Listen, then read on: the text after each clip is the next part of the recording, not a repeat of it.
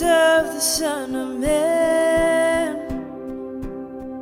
stories of a Savior,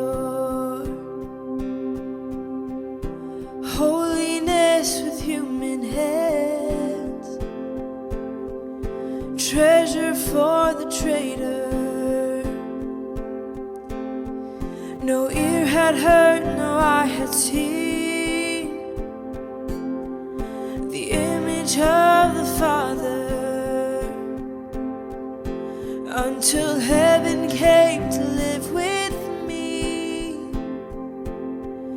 a rescue like no other. ദൈവനാമം ഊതപ്പെടുമാറാകട്ടെ. ഇന്ന് എന്നെ ശ്രവിക്കുന്ന എൻ്റെ എല്ലാ പ്രിയപ്പെട്ടവർക്കും നമ്മെ ചേർത്തുകൊള്ളുവാനായി വേഗം വരുന്ന കർത്താവായ യേശു ക്രിസ്തുവിൻ്റെ നാമത്തിൽ സ്നേഹവന്ദനം. കഴിഞ്ഞ ദിവസം നാം കണ്ടു, നമ്മൾ പരിശുദ്ധാത്മാവിനെ കുറിച്ച് പഠിക്കുകയാണല്ലോ. കഴിഞ്ഞ ദിവസം നാം കണ്ടു പരിശുദ്ധാത്മാവ് ദൈവമാണ് എന്നുള്ളത്. പരിശുദ്ധാത്മാവ് ദൈവമാണ് എന്നുള്ളതിനെക്കുറിച്ച് അനേക കാര്യങ്ങൾ നാം കണ്ടു. പരിശുദ്ധാത്മാവ് സർവ്വവ്യാപിയാണ്. പിതാവായ ദൈവവും പുത്രനായ ദൈവവും സർവ്വവ്യാപിയായിരിക്കുന്ന പോലെ തന്നെ പരിശുദ്ധാത്മാവാം ദൈവം സർവ്വവ്യാപിയാണ്, സർവജ്ഞാനിയാണ്, സർവശക്തനാണ്, പരിശുദ്ധനാണ്. പരിശുദ്ധാത്മാവ് നിത്യനാണ്. അതുകൊണ്ട് നമുക്ക് മനസ്സിലാക്കുവാനായിട്ട് സാധിക്കും പരിശുദ്ധാത്മാവ് ദൈവമാണ്. എന്നാൽ ഇന്ന് ഞാൻ ചിന്തിക്കുവാൻ പോകുന്നത് പരിശുദ്ധാത്മാവ് ഒരു വ്യക്തിയാണ്. പരിശുദ്ധാത്മാവ് ഒരു ദൈവമാണ്. പരിശുദ്ധാത്മാവ് ദൈവമാണ് എന്നതുപോലെ തന്നെ പരിശുദ്ധാത്മാവ് ഒരു വ്യക്തിയാണ് എന്നുള്ളത് ദൈവത്തിൻ്റെ വചനത്തിൽ നിന്ന് നമുക്ക് മനസ്സിലാക്കുവാനായിട്ട് സാധിക്കും. പലരും പറയും പരിശുദ്ധാത്മാവ് ഒരു ശക്തിയാണ്, ഒരു ശക്തി മാത്രമാണ്, അല്ലാതെ വ്യക്തിയല്ല എന്ന് പറയുവാനായിട്ട് പറയും. എന്നാൽ പരിശുദ്ധാത്മാവിനെ കുറിച്ച് നാം പഠിക്കുമ്പോൾ പരിശുദ്ധാത്മാവിന് ശക്തിയുണ്ട്. തൃത്വത്തിൽ മൂന്നാമനായ പരിശുദ്ധാത്മാവ് പിതാവായ ദൈവവും പുത്രനായ ദൈവവും പരിശുദ്ധാത്മാവും ദൈവവും തുല്യരാണ്. അപ്പോൾ പരിശുദ്ധാത്മാവിന് ശക്തിയുണ്ട്. എന്നാൽ പരിശുദ്ധാത്മാവിന് ശക്തിയുള്ളത് എന്നുള്ളത് മാത്രമല്ല, ഒരു വ്യക്തി കൂടെയാണ് എന്നുള്ളത് മനസ്സിലാക്കുവാനായിട്ട് സാധിക്കും.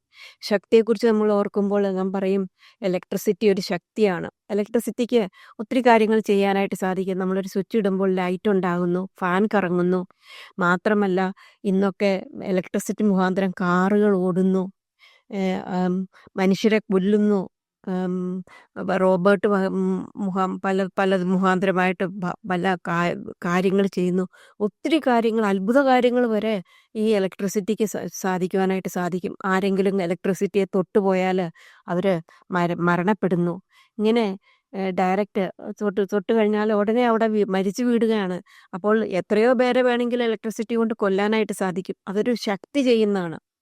അങ്ങനെ അപ്പോൾ എന്നാൽ നമുക്കറിയാം ഇലക്ട്രിസിറ്റി ഒരു വ്യക്തിയല്ല എന്നുള്ളത് നമുക്ക് ഇലക്ട്രിസിറ്റിയെക്കുറിച്ച് പഠിക്കുമ്പോൾ നമുക്ക് മനസ്സിലാക്കുവാനായിട്ട് സാധിക്കും. അതിൽ ശക്തി ഒത്തിരി ഉണ്ട്. അത് മനുഷ്യൻ കണ്ടുപിടിച്ചതായിട്ടുള്ള ഒരു കാര്യമാണ് ഇലക്ട്രിസിറ്റി. അതിൻ്റെ വളരെ ശക്തിയുണ്ട്. ആ ശക്തി കൊണ്ട് ഇന്ന് അനേക കാര്യങ്ങൾ നടക്കുന്നുണ്ട്. അത്ഭുതങ്ങൾ തന്നെ ആ ഇലക്ട്രിസിറ്റിയുടെ എന്ന ശക്തി കൊണ്ട് കാർ ഓടുന്നു. അതൊക്കെ ഒരു വലിയ വലിയ കാര്യമല്ലേ. അങ്ങനെ പല അത്ഭുതങ്ങൾ വരെ ഈ ശക്തി കൊണ്ട് നടക്കുന്നുണ്ട്. എന്നാൽ ഇത് ശക്തി മാത്രമാണ് ഇലക്ട്രിസിറ്റി. അതുപോലെ കാറ്റ്, വെള്ളം, ഇതൊക്കെ തിരമാലകൾ. നമ്മൾ ഓർക്കും തിരമാലകൾ ഇങ്ങനെ അടിച്ചു വരുമ്പോൾ മനുഷ്യരെ അങ്ങ് തിരിച്ച് കടലിലേക്ക് കൊണ്ടുപോകാനുള്ള ശക്തി ആ തിരമാലയ്ക്കുണ്ട്. അതുപോലെ കാറ്റ്, ഭൂകമ്പം മുതലായവ വരുത്തി ഒത്തിരി സ്ഥലങ്ങളിൽ ഒത്തിരി നാശനഷ്ടങ്ങൾ ഉണ്ടാകുന്നു. വെള്ളം എത്രയോ ആൾക്കാരെയാണ് കൊല്ലുന്നത്. ഇതൊക്കെ നമുക്ക് കാണാനായിട്ട് സാധിക്കും. ഇതെല്ലാം ശക്തിയാണ്. എന്നാൽ ഇതൊന്നും വ്യക്തിയല്ല എന്ന് മനസ്സിലാക്കുവാനായിട്ട് സാധിക്കും. എന്നാൽ പരിശുദ്ധാത്മാവിനെ കുറിച്ച് നാം പഠിക്കുമ്പോൾ പരിശുദ്ധാത്മാവ് ദൈവമാണ്, പരിശുദ്ധാത്മാവ് ഒരു വ്യക്തിയാണ് എന്ന് നമുക്ക് കാണുവാനായിട്ട് സാധിക്കും. ഒന്നാമതായിട്ട് പരിശുദ്ധാത്മാവിനെ കുറിച്ച് പറയുമ്പോൾ വ്യക്തി എന്നുള്ള രീതിയിൽ പറയുമ്പോൾ അവൻ കാര്യസ്ഥനാകുന്നു എന്നുള്ളത് പറയും. മറ്റേ ഇലക്ട്രിസിറ്റിക്ക് ഒരു കാര്യസ്ഥനാകാനായിട്ട് സാധിക്കത്തില്ല, കാരണം അത് വ്യക്തിയല്ല. ഒരു കാര്യസ്ഥനായിട്ട് നമുക്കറിയാം, ചില ഷോപ്പുകളിലും മറ്റുള്ളിടത്തൊക്കെ ചെന്ന് കഴിയുമ്പോൾ അവിടുത്തെ കാര്യങ്ങളെല്ലാം നോക്കുന്ന ആ വ്യക്തിയെ കണ്ടാൽ തോന്നും കാര്യസ്ഥൻ. അദ്ദേഹം അവിടുത്തെ മാനേജറാണ്, അല്ലെങ്കിൽ അവിടുത്തെ മാനേജറിനെ കണ്ടാൽ അവിടുത്തെ ഉടമസ്ഥനാണ് എന്ന് തോന്നിയേക്കാം. ആ കാര്യങ്ങളെല്ലാം നടത്തുവാനായിട്ട് ഒരു വ്യക്തി ഉണ്ട് എന്നുള്ളത്. പിതാവായ ദൈവവും പുത്രനായ ദൈവവും അതുപോലെ തന്നെ കാര്യങ്ങൾ നടത്തിയതുപോലെ തന്നെ പരിശുദ്ധാത്മാവാം ദൈവം ഇന്ന് സഭയിൽ കാര്യങ്ങൾ നടത്തിക്കൊണ്ടിരിക്കുകയാണ്. അപ്പോൾ പരിശുദ്ധാത്മാവ് ദൈവം ഇന്ന് സഭയിൽ കാര്യസ്ഥനായിട്ട് കാര്യങ്ങൾ നടത്തുവാണ്. നമുക്ക് ഒരു വേദഭാഗം വായിക്കാം 14 അധ്യായത്തിൻ്റെ 16 വാക്യത്തിൽ. എന്നാൽ ഞാൻ പിതാവിനോട് ചോദിക്കും, അവൻ സത്യത്തിന്റെ ആത്മാവെന്ന മറ്റൊരു കാര്യസ്ഥനെ എന്നേക്കും നിങ്ങളോടുകൂടി ഇരിക്കേണ്ടതിന് നിങ്ങൾക്ക് തരും. ലോകം അവനെ കാണുകയോ അറിയുകയോ ചെയ്യാൽ അതിന് അവനെ ലഭിപ്പാൻ കഴിയുകയില്ല. അവൻ നിങ്ങളോടുകൂടെ വസിക്കുകയും നിങ്ങൾ ഇരിക്കുകയും ചെയ്യുന്നതുകൊണ്ട് അവനെ അറിയുന്നു. ഇവിടെ പറയാണ് കർത്താവായ യേശുക്രിസ്തു സ്വർഗത്തിലേക്ക് പോകുന്നതിന് മുമ്പായിട്ട് കർത്താവ് പിതാവായ ദൈവവും പുത്രനായ ദൈവവും പുത്രനായ ദൈവം ഈ ലോകത്തിലേക്ക് വന്നു മനുഷ്യ ജാതികൾക്ക് വേണ്ടി മരിച്ചു ഉയർത്തെഴുന്നേറ്റ് സ്വർഗത്തിലേക്ക് പോവുകയാണ്. അങ്ങനെ അതിനു മുമ്പായിട്ട് കർത്താവായ യേശുക്രിസ്തു പറയുകയാണ്, ഞാൻ സത്യത്തിന്റെ ആത്മാവ് എന്ന മറ്റൊരു കരസ്ഥനെ എന്നേക്കും നിങ്ങളോട് കൂടി ഇരിക്കേണ്ടതിന് നിങ്ങൾക്ക് തരും. എന്നേക്കും കൂടെ ഇരിക്കുന്ന ഒരു കാര്യസ്ഥനാണ്, കാര്യങ്ങൾ നോക്കുന്ന വ്യക്തിയാണ് എന്ന് നമുക്ക് കാണുവാനായിട്ട് സാധിക്കും. കാര്യസ്ഥൻ എന്നുള്ള വാക്കിൽ തന്നെ നമുക്കറിയാം അവനൊരു വ്യക്തിയാണ് എന്നുള്ളത് നമുക്ക് മനസ്സിലാക്കുവാനായിട്ട് സാധിക്കും. അത് തന്നെ 16ന്റെ 7 വാക്യത്തിൽ നമുക്ക് കാണുവാനായിട്ട് സാധിക്കും. എന്നാൽ ഞാൻ നിങ്ങളോട് സത്യം പറയുന്നു, ഞാൻ പോകുന്ന നിങ്ങൾക്ക് പ്രയോജനം. ഞാൻ പോകാഞ്ഞാൽ കാര്യസ്ഥൻ നിങ്ങളുടെ അടുക്കൽ വരികയില്ല. ഞാൻ പോയാൽ അവനെ നിങ്ങളുടെ അടുക്കൽ അയക്കും. കർത്താവായ യേശുക്രിസ്തു സ്വർഗത്തിലേക്ക് പോകും. അപ്പോൾ കാര്യസ്ഥൻ നിങ്ങളോട് കൂടെ എന്നേക്കും ഇരിക്കേണ്ടതിന് അയക്കും. ആ കാര്യസ്ഥൻ ഒരു വ്യക്തിയാണ് എന്ന് നമുക്ക് മനസ്സിലാക്കുവാനായിട്ട് സാധിക്കും.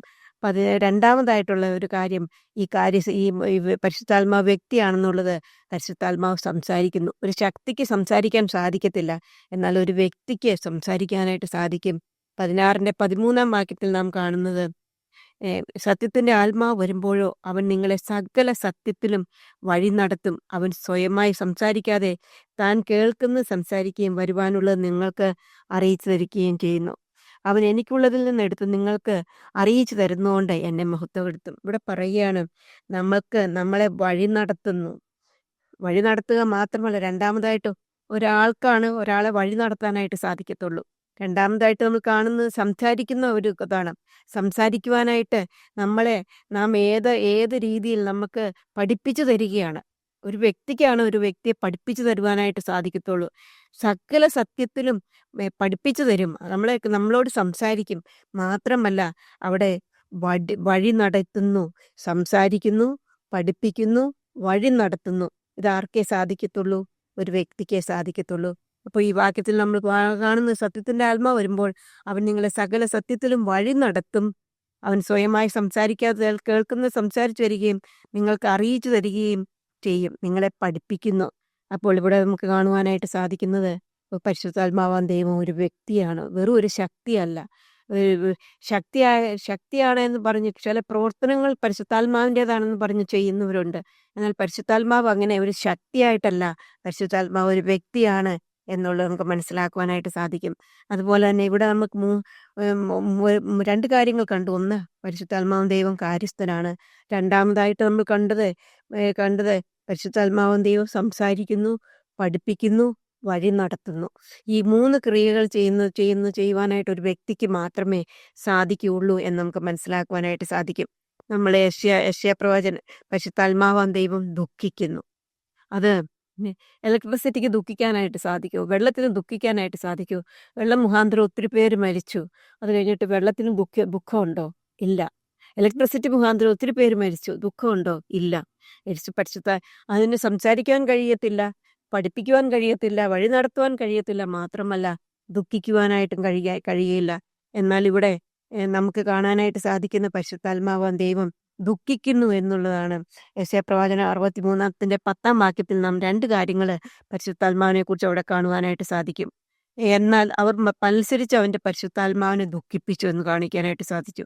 അവർ ജനം പാപം ചെയ്യുമ്പോൾ നമ്മോട് കൂടെ വസിക്കുന്നതിന് വേണ്ടിയാണ് പരിശുദ്ധാത്മാവിനെ ഈ ലോകത്തിലേക്ക് നമുക്ക് വേണ്ടി തന്നിരിക്കുന്നത്. എന്നേക്കും നമ്മുടെ ഉള്ളിൽ വസിക്കുകയാണ്. നമ്മുടെ ഉള്ളിൽ പരിശുദ്ധാത്മാവുണ്ട്. നിങ്ങൾ ദൈവത്തിന്റെ മന്ദിരമെന്നും ദൈവത്തിന്റെ ആത്മാവ് നിങ്ങൾ വസിക്കുന്നു എന്നും അറിയുന്നില്ലയോ? അപ്പോൾ ദൈവത്തിന്റെ ആത്മാവ് നമ്മളിൽ വസിക്കുന്നു. ഈ നമ്മളിൽ വസിക്കുന്ന പരിശുദ്ധാത്മാവ് നാം പാപം ചെയ്യുമ്പോൾ ദുഃഖിക്കുന്നു എന്നുള്ളത് കാണുവാനായിട്ട് സാധിക്കും. ഇവിടെ ഇസ്രായേൽ ജനത്തെക്കുറിച്ച് സംസാരിക്കുമ്പോൾ അവർ മത്സരിച്ചു, അപ്പോൾ പരിശുദ്ധാത്മാവ് ദുഃഖിച്ചു എന്നുള്ളത് കാണുവാനായിട്ട് സാധിക്കും. അതുപോലെ തന്നെ ഇവിടെ നമുക്ക് കാണാനായിട്ട് സാധിക്കും. 4-മതായിട്ടുള്ള കാര്യം ഇവിടെ നമുക്ക് കാണുവാനായിട്ട് സാധിച്ചു. അവൻ ഈ പരിശുദ്ധാത്മാവ് ദുഃഖിച്ചു എന്ന് മാത്രമല്ല, പരിശുദ്ധാത്മാവ് ഈ കോപിക്കുന്നു, അവൻ യുദ്ധം ചെയ്യുന്നു എന്നുള്ളത് കാണുവാനായിട്ട് സാധിക്കുന്നു. പരിശുദ്ധാത്മാവ് കോപിക്കുന്നു. കോപിക്കുവാനായിട്ട്, ദുഃഖിക്കുവാനായിട്ട് ഒരു വ്യക്തിക്ക് മാത്രമേ സാധിക്കത്തുള്ളൂ. കോപിക്കുക മാത്രമായിട്ടല്ല ചെയ്തത്, അവൻ ശത്രുവായിട്ട് തീർന്നു, അവരോട് യുദ്ധം ചെയ്യും എന്നാണ്. യുദ്ധം ചെയ്യുന്ന പരിശുദ്ധാത്മാവിനെ ദുഃഖിപ്പിച്ചു, അതുകൊണ്ട് അവർക്ക് ശത്രുവായി തീർന്നു. അങ്ങനെ നമ്മൾ കണ്ടു, കണ്ടു പരിശുദ്ധാത്മാവും ദൈവം കോപിച്ചു, അവരോട് യുദ്ധം ചെയ്യുന്നു എന്ന് നമുക്ക് കാണുവാനായിട്ട് സാധിക്കും. അപ്പം നമ്മുടെ ജീവിതത്തിൽ നമ്മൾ ഓർക്കണം, നമ്മുടെ പരിശുദ്ധാത്മാവിനെ നാം ദുഃഖിപ്പിക്കരുത്. പരിശുദ്ധാത്മാവിനെ നാം ദുഃഖിച്ചിട്ടുണ്ടെങ്കിൽ പരിശുദ്ധാത്മാവ് കോപിക്കും.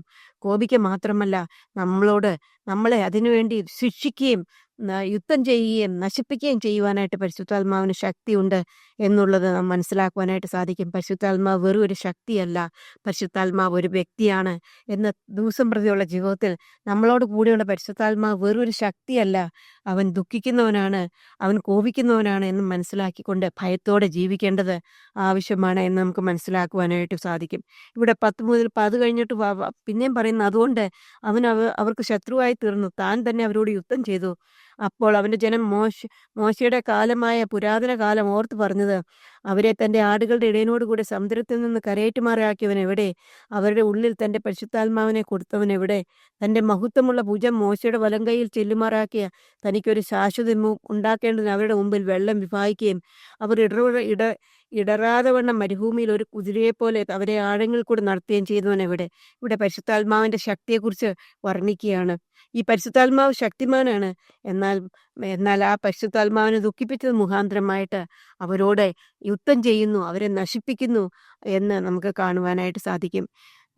ആറാമതായിട്ട് നാം കണ്ടു പരിശുദ്ധാത്മാവ് കാര്യസ്ഥനാകുന്നു ഒരു വ്യക്തി എന്ന രീതിയിൽ. രണ്ടാമത് കണ്ടു പരിശുദ്ധാത്മാവ് സംസാരിക്കുന്നു, പഠിപ്പിക്കുന്നു, വഴി നടത്തുന്നു. മൂന്നാമത് നമ്മൾ കണ്ടു പരിശുദ്ധാത്മാവായ ദൈവം ദുഃഖിപ്പിക്കുന്നു. നാലാമത് കണ്ടു പരിശുദ്ധാത്മാവാൻ ദൈവം കോപിക്കുന്നു, അവൻ അവരോട് യുദ്ധം ചെയ്യുന്നു. അഞ്ചാമതായിട്ട് നമുക്ക് കാണാനായിട്ട് സാധിക്കും, അവൻ പക്ഷപാതം ചെയ്യുന്നു എന്ന് കാണാനായിട്ട്. നമുക്ക് ഒരു വാക്യം വായിക്കാം. റോമർ 8:26 വാക്യം. റോമർക്ക് എഴുതിയ ലേഖനം 8-ാം അധ്യായത്തിന്റെ 26-ാം വാക്യത്തിൽ നാം കാണുന്നത്. 8-ന്റെ 26-ാം വാക്യത്തിൽ 26 അവണ്ണം തന്നെ ആത്മാവ് നമ്മുടെ ബലഹീനതയ്ക്ക് തുണ നിൽക്കുന്നു, വേണ്ടും പോലെ പ്രാർത്ഥിക്കേണ്ടതെന്നും നാം അറിയുന്നില്ലല്ലോ.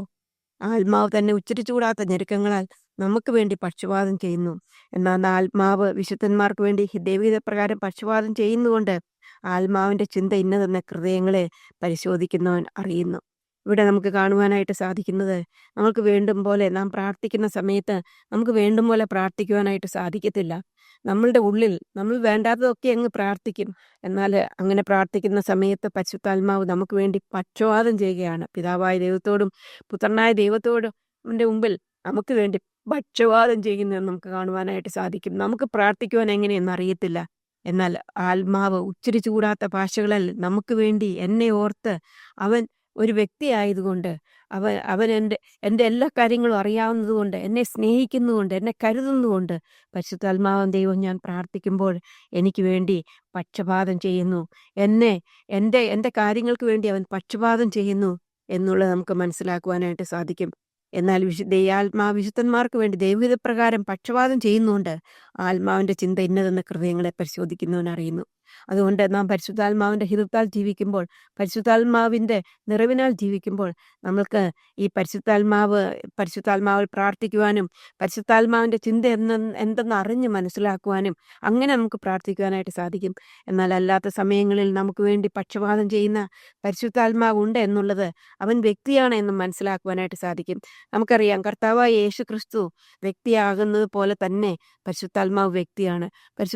കർത്താവായ യേശുക്രിസ്തുവിനെ കുറിച്ച് പറയുമ്പോഴും അവൻ പക്ഷപാതം ചെയ്യുന്നു എന്നുള്ളത് കാണുവാനായിട്ട് സാധിക്കും.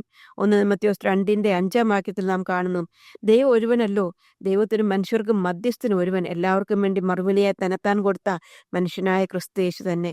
ഇവിടെ നമുക്ക് കാണാനായിട്ട് സാധിക്കുന്നത്, കർത്താവായ യേശുക്രിസ്തു നമുക്ക് വേണ്ടി പക്ഷപാതം ചെയ്യുന്നു, പിതാവിൻ്റെ സന്നിധിയിൽ പക്ഷപാതം ചെയ്യുന്നു എന്നുള്ളത് നമുക്ക് കാണുവാനായിട്ട് സാധിക്കും. അതുതന്നെ നമുക്ക് 1 യോഹന്നാൻ 2:2 കാണാനായിട്ട് സാധിക്കും. 1 യോഹന്നാൻ 2:2 നമുക്ക് നമുക്ക് കാണാനായിട്ട് എൻ്റെ കുഞ്ഞുങ്ങളെ, നിങ്ങൾ പാപം ചെയ്യാതിരിപ്പാൻ ഞാനിത് നിങ്ങൾക്ക് എഴുതുന്നു. ഒരുത്തൻ പാപം ചെയ്തുവെങ്കിലോ നീതിമാനായ യേശുക്രിസ്തു എന്ന കാര്യസ്ഥൻ നമുക്ക് പിതാവിൻ്റെ അടുക്കലുണ്ട്. ഇവിടെ കർത്താവായ യേശുക്രിസ്തുവിനെ കുറിച്ച് പറയുമ്പോൾ പിതാവിൻ്റെ അടുക്കൽ കാര്യസ്ഥനായിട്ട് കർത്താവായ യേശുക്രിസ്തു ഉണ്ട് എന്ന് കാണുവാനായിട്ട് സാധിക്കും. ആ പ അത് നമുക്കും പിതാവിനും മധ്യത്തിൽ നിന്നുകൊണ്ട് കാര്യസ്ഥം ചെയ്യുന്ന കർത്താവിനെ നമുക്ക് കാണുവാനായിട്ട് സാധിക്കും. അതുപോലെ തന്നെ കർത്താവായ യേശുക്രിസ്തു വ്യക്തിയാണ്, ആ ദൈവമാണ്, അതേസമയം വ്യക്തിയാണ്. ആ കർത്താവ് പക്ഷപാതം ചെയ്യുന്നത് പോലെ തന്നെ ഇവിടെ പരിശുദ്ധാത്മാവ് നമുക്ക് വേണ്ടി പക്ഷപാതം ചെയ്യുന്നു എന്നുള്ളത് ദൈവത്തിൻ്റെ വചനം പറയുന്നു. അവനും തന്നെ ആത്മാവ് നമ്മുടെ ബലഹീനതയ്ക്ക് തുണ നിൽക്കുന്നു. അവൻ തുണ നിൽക്കുന്നു മാത്രമല്ല, ഉച്ചരിച്ചുകൂടാത്ത ഞെരുക്കങ്ങൾ നമുക്ക് വേണ്ടി പക്ഷപാതം ചെയ്യുന്നു. എന്നാൽ ആത്മാവ് വിശുദ്ധന്മാർക്ക് വേണ്ടി ദൈവപ്രകാരം പക്ഷപാതം ചെയ്യുന്നുണ്ട്. ആത്മാവിൻ്റെ ചിന്ത ഇന്നതെന്ന് ഹൃദയങ്ങളെ പരിശോധിക്കുന്നവൻ അറിയുന്നു. അതുകൊണ്ട് പ്രിയ ദൈവമക്കളെ, നമ്മളുടെ പരിശുദ്ധാത്മാവ് വെറും ഒരു ശക്തി മാത്രമല്ല, അവനൊരു വ്യക്തിയാണെന്ന് അറിഞ്ഞുകൊണ്ട് നമ്മുടെ ജീവിതത്തിൽ നമുക്ക് ധൈര്യത്തോടുകൂടി ജീവിക്കാം. നമ്മളിലുള്ള പരിശുദ്ധാത്മാവ്, നിങ്ങൾ ദൈവത്തിൻ്റെ മന്ദിരമെന്നും ദൈവത്തിൻ്റെ ആത്മാവ് നിങ്ങളിൽ വസിക്കുന്നുവെന്നും അറിയുന്നില്ലയോ എന്ന് നമ്മുടെ ദൈവത്തിൻ്റെ 1 കൊരിന്ത്യരിൽ നമുക്ക് കാണാനായിട്ട് സാധിക്കും. ദൈവത്തിൻ്റെ ആത്മാവ് നമ്മളിൽ വസിക്കുന്നു എന്നുള്ളത് നമുക്ക് എത്രയോ ധൈര്യത്തിന് കാണുവാനും, നിങ്ങൾ ദൈവത്തിൻ്റെ മന്ദിരമെന്നും ദൈവത്തിൻ്റെ ആത്മാവ് നിങ്ങളിൽ വസിക്കുന്നുവെന്നും അറിയുന്നില്ലയോ? ദൈവത്തിൻ്റെ മന്ദിരം നശിപ്പിക്കുന്നവനെ ദൈവം നശിപ്പിക്കും. ദൈവത്തിൻ്റെ മന്ദിരം വിശുദ്ധമല്ലോ, അങ്ങനെ നിങ്ങളും തന്നെ എന്ന് 1 കൊരിന്ത്യർ 3 അധ്യായത്തിൻ്റെ 16 വാക്യത്തിൽ കാണുന്നു. അതുപോലെ തന്നെ 19 വാക്യത്തിൽ നമ്മൾ 6:19 അത് തന്നെ കാണുന്നു. ദൈവത്തിൻ്റെ ദാനമായി നിങ്ങൾ ഇരിക്കുന്ന പരിശുദ്ധാത്മാവിൻ്റെ മന്ദിരമാകുന്നു നിങ്ങളുടെ ശരീരമെന്നും നിങ്ങളെ വിലയ്ക്ക് വാങ്ങിയിരിക്കാൻ നിങ്ങൾ താങ്കൾക്കുള്ളവരല്ല എന്നും അറിയുന്നില്ലയോ? ആകയാൽ നിങ്ങളുടെ ശരീരം കൊണ്ട് ദൈവത്തെ മഹത്വപ്പെടുത്തുവിൻ. പരിശുദ്ധാത്മാവ് നമ്മളിലുണ്ട്. ആ പരിശുദ്ധാത്മാവ് വെറും ഒരു ശക്തിയല്ല, ഒരു വ്യക്തിയാണ് എന്നുള്ളത് നമുക്കിന്ന് കാണുവാനായിട്ട് സാധിച്ചു. ഇത് നാം കണ്ടു. പരിശുദ്ധാത്മാവ് ഒരു വ്യക്തി എന്ന രീതിയിൽ അവൻ കാര്യസ്ഥനാണ്. രണ്ടാമതായിട്ട് പരിശുദ്ധാത്മാവ് സംസാരിക്കുന്നു, പഠിപ്പിക്കുന്നു, വഴി നടത്തുന്നു. മൂന്നാമതായിട്ട് നാം കണ്ടു പരിശുദ്ധാത്മാവ് ദുഃഖിക്കുന്നു. നാലാമതായിട്ട് നാം കണ്ടു പരിശുദ്ധാത്മാവ് ദൈവം കോപിക്കുന്നു. അഞ്ചാമതായിട്ട് നാം കണ്ടു പരിശുദ്ധാത്മാവ് നമുക്ക് വേണ്ടി പക്ഷപാതം ചെയ്യുന്നു. അതുകൊണ്ട് പ്രിയ ദൈവമക്കളെ, നമ്മളിലുള്ള പരിശുദ്ധാത്മാവ് ഒരു വ്യക്തിയാണ് എന്ന് മനസ്സിലാക്കിക്കൊണ്ട്, നമ്മളിൽ വസിക്കുന്ന പരിശുദ്ധാത്മാവിന് ശക്തിയുണ്ട്, അതേസമയം അവൻ വ്യക്തിയാണ് എന്ന് മനസ്സിലാക്കിക്കൊണ്ട്, നാം പാപം ചെയ്യുമ്പോൾ, നാം തെറ്റായിട്ടുള്ള കാര്യങ്ങൾ ചെയ്യുമ്പോൾ ദുഃഖിക്കുന്നു എന്ന് മനസ്സിലാക്കിക്കൊണ്ട്, നമ്മുടെ ശരീരം പരിശുദ്ധാത്മാവിൻ്റെ മന്ദിരമാണ് എന്ന് മനസ്സിലാക്കിക്കൊണ്ട് വിശുദ്ധിയോടുകൂടെ ജീവിപ്പാൻ കർത്താവ് നമ്മളെ സഹായിക്കട്ടെ. നമ്മളിലുള്ള പരിശുദ്ധാത്മാവ് ഒരു വ്യക്തിയാണെന്ന് മനസ്സിലാക്കിക്കൊണ്ട് ജീവിപ്പാൻ കർത്താവ് നമ്മളെ സഹായിക്കട്ടെ. അവൻ്റെ വലിയ നാമം മഹത്വപ്പെടുമാറാകട്ടെ.